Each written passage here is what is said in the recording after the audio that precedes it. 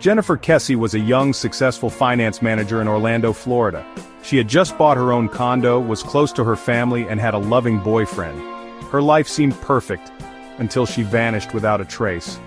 The most haunting detail?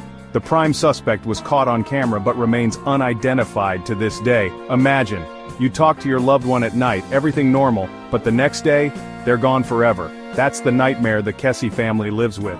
Jennifer spoke to her boyfriend, Rob Allen, on the night of January 23, 2006. The call was routine, nothing unusual. The next morning, Jennifer didn't show up for work, something completely out of character.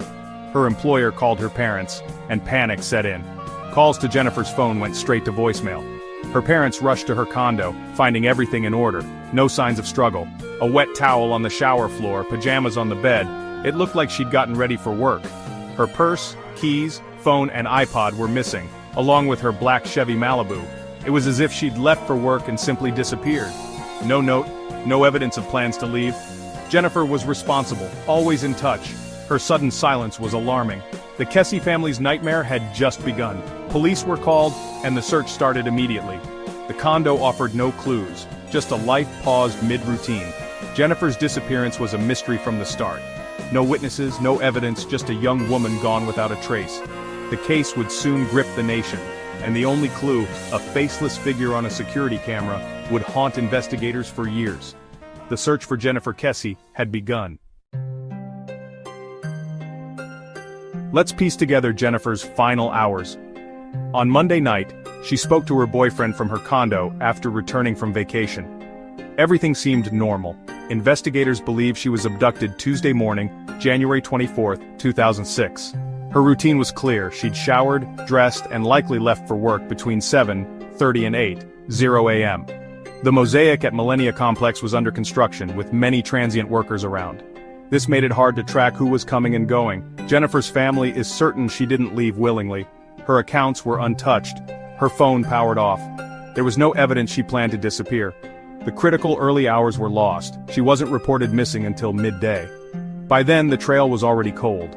Police canvassed the area, but no one saw or heard anything unusual. Jennifer, just 24, had vanished without a single witness. The lack of evidence was staggering. No struggle, no noise, no sign of distress. The investigation started with more questions than answers. The first 24 hours had slipped away. The search for Jennifer was already a race against time, and the mystery was only deepening. Orlando police took charge, focusing on finding Jennifer and her car. Her condo was treated as a crime scene, but forensics found only her and her family's prints. The scene was spotless, almost too clean. Volunteers and media rallied, distributing flyers and sharing her story nationwide. The Kesse family offered a reward, hoping for any lead. Investigators dug into Jennifer's life, boyfriend, friends, co-workers, but found no enemies or signs of trouble. She was well-liked, with no history of threats or harassment.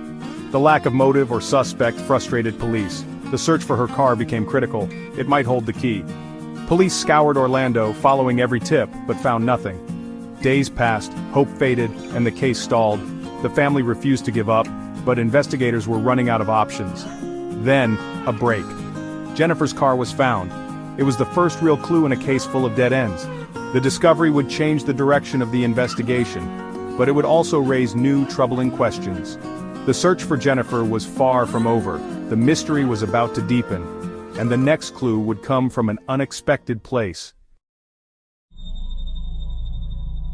2 days after Jennifer vanished, her black Chevy Malibu was found at Huntington on the Green, a mile from her condo. The car had been parked oddly for days. Police secured it, searching for evidence. The car was spotless. No blood, no DNA, no fingerprints from anyone unknown. A DVD player, not Jennifer's, was found inside, hinting someone else had been there. The driver's seat was pushed back, suggesting a taller person drove it last. Jennifer's purse, phone, keys, and iPod were missing. The car's location, so close to her home, was puzzling. Did the abductor live nearby, or was it a diversion? The car's discovery was a turning point, but it brought more questions than answers. Why abandon the car so close to the scene? Was the perpetrator familiar with the area? The car gave police a new focus, but no clear path forward. The mystery of Jennifer's disappearance only deepened, and the next clue would come from a security camera.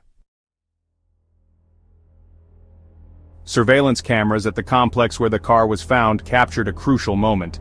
Footage showed a person parking Jennifer's car at noon on the day she vanished. The individual calmly walked away, never looking back. This person became the investigation's prime suspect. But the video was grainy, and the person's face was always obscured by a fence. FBI analysts tried to enhance the footage, but the face remained hidden. The suspect's height was estimated at 5'3" to 5'5", shorter than expected. Their race, gender and age remain unknown. The image was released to the public, but no one came forward with a credible ID. The Kesse family pleaded for help, but the lead went cold. The person of interest became a ghost, seen but never identified. The strongest evidence led to another dead end. The investigation stalled, haunted by a faceless figure. Jennifer's case remained unsolved, with the key suspect still at large. The search for answers continued. As years passed, the case grew cold, but Jennifer's family never gave up.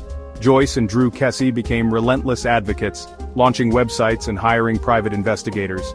They spent their savings chasing every lead and tip. Their home became a command center filled with evidence and timelines. Frustrated with police, the Kesses sued for access to the full case file in 2018. After a long legal battle, they won, gaining thousands of pages of reports and evidence. They combed through every detail, searching for missed clues. Their persistence paid off. They discovered a file police had overlooked.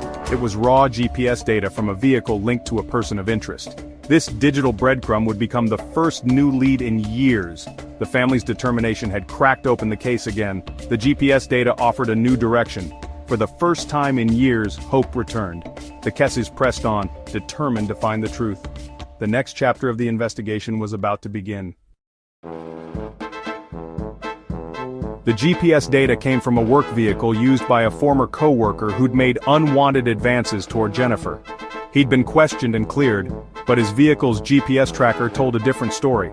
The Kesse family's investigators found the raw data buried in the files.